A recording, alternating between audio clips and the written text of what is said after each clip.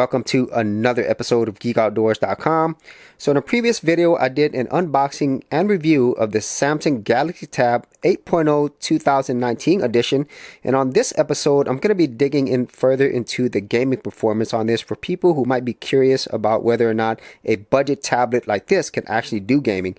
And so I'm going to go through some casual games and get into more intensive games, and then also get into other types of gamings that I enjoy, and to see whether or not this tablet can handle it. So let's go ahead and start off with something that's really simple, and that is going to be something that doesn't require a lot of power, and that is a puzzle game. So I'm going to open this up, Bubble Shooter.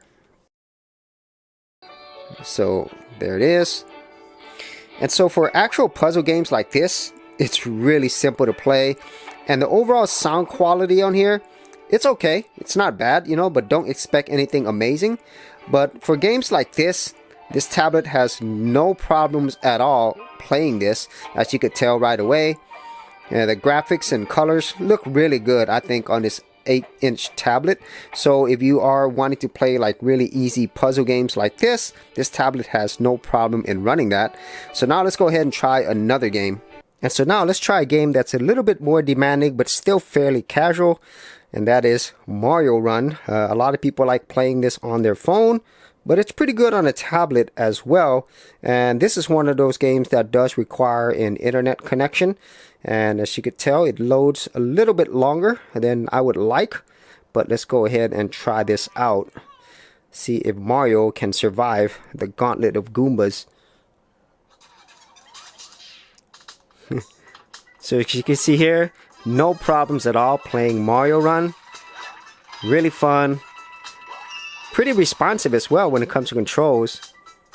So if you do love Mario games and you want something a little bit more demanding when it comes to your casual gaming, then you're not going to have a problem here with this tablet. Man, Mario Run is a lot more fun than I thought it was going to be. Check this out. Wow. So this is great if you are somebody who loves Mario games, or maybe if you just have younger kids, and the tablet is perfect for that, because I think it's just the right size to get a great gaming experience. But at the same time, it's not so big where you're going to have problems when you're trying to play these games, especially for extended periods of time. Yes, pretty awesome. So now let's get into more of the graphic intensive games. These are ones that's definitely going to test your system. And so the first one I'm going to try is Asphalt 8. It is a racing game, and it requires some fairly heavy specs, and so you're probably not going to get the highest quality of visuals and performance on this. However, as you'll see, it's still very playable. So I'm going to go ahead and start that up, and I'm going to turn this volume down a little bit. So let's go ahead and play a career. Now, one thing you will notice with a lot of these games, that the load time is going to take longer because of the actual graphics horsepower and processing power that most of these games require, and especially if they require any type of online always access, there's going to be some issues with that as well. But overall, you'll be surprised at the performance here. If you look at the graphics here, it looks pretty good. And in terms of the resolution that this tablet has, is 1280 by 800. So it's not the highest resolution, but it's definitely not the worst as well. So as you can see here, looks really great to me. Performance overall is pretty good. And then I'm going to try this nitrous, and it's, you could probably tell everything runs pretty smoothly. Now there are places where you're going to get some jerkiness or some freezes or drops in frame rates, but overall I'm thoroughly impressed by the overall graphics performance on this, and also the overall speed. You know, I don't think it's really lacking, despite the fact that this is a budget tablet. And overall, if you are the type of person who does want to play some of the more modern games, this can do it. And Asphalt 8 is a fairly graphic intensive game. So I'm going to try one more racing game that is a little bit newer than this, and that also requires a online connection, and that's going to be Need for Speed. So let's go ahead and try that out. Alright, here is Need for Speed, No Limits. You can tell the graphics are really good. and I'm thoroughly impressed by how this looks on the screen. Even if it's not 1080p or higher, I still think this is an excellent screen for this type of gaming. And this one, I think, is even more graphically intensive than Asphalt 8. There's a lot of reflections and stuff on here. So let's do a little racing in the city. All right, let's do this.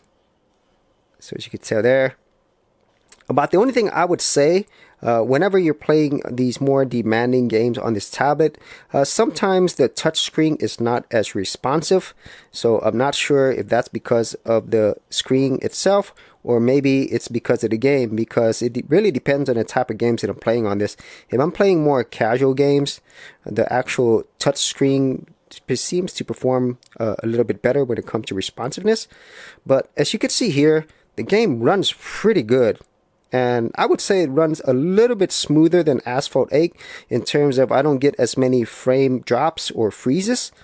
But then again, I think there's a lot more things going on in Asphalt 8 when it comes to the amount of action. So let's go ahead and try this nitrous. Yeah. So not a bad experience at all. And the graphic quality on this is pretty excellent all around. So that's Need for Speed No Limit on the Samsung Galaxy Tab 8.0. So now let's get into the favorite way I love to game on this tablet, and that is through retro gaming.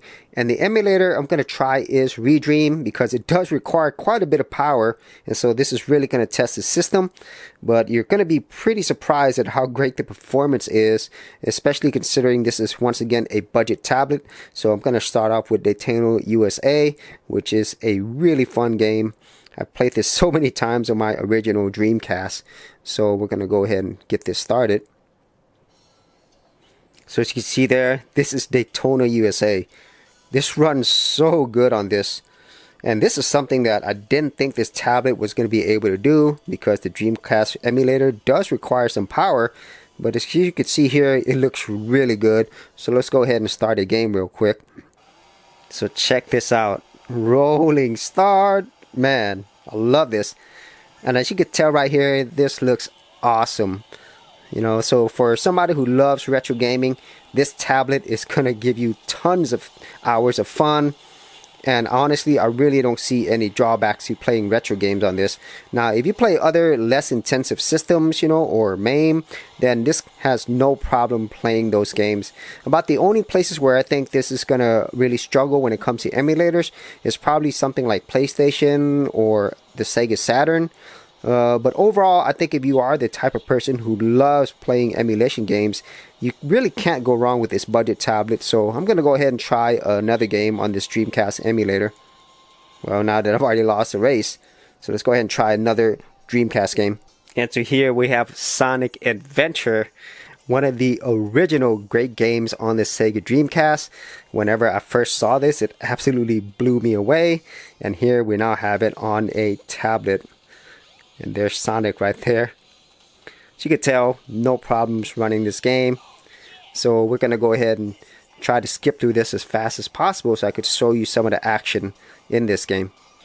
And so here we finally get some Sonic awesomeness. And I'm really overall still impressed by the fact that this is now playable on a tablet. And as you can tell, everything is smooth. It's fast. No problems at all. And I think the graphics just look great on this tablet. It's way better than the resolution we had on our old CRT monitors. So as you could tell, this tablet is excellent for retro gaming. For fast website hosting and top-notch customer service and features, check out Siteground, the preferred service used at geekoutdoors.com. For more information, check out the affiliate link in the description area below.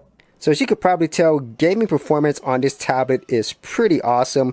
Whether you are playing games out of the Google Play Store or playing retro games like this, there's really not much that you're going to be missing. And even though it can't play the newest games at the highest resolution and frame rates, I still think it's really amazing the performance you're able to get out of this, especially considering the price that you're paying. So that is my overall thoughts on the gaming performance on the Samsung Galaxy Tab 8.0. If you had any thoughts on this, whether you have this tablet or you're thinking about it, be sure to leave that in the comments area below. And if you wanted to see my original unboxing and review of the tablet, I will leave that review in the description area as well. So as always, if you did get value out of these videos, be sure to share, like, and subscribe.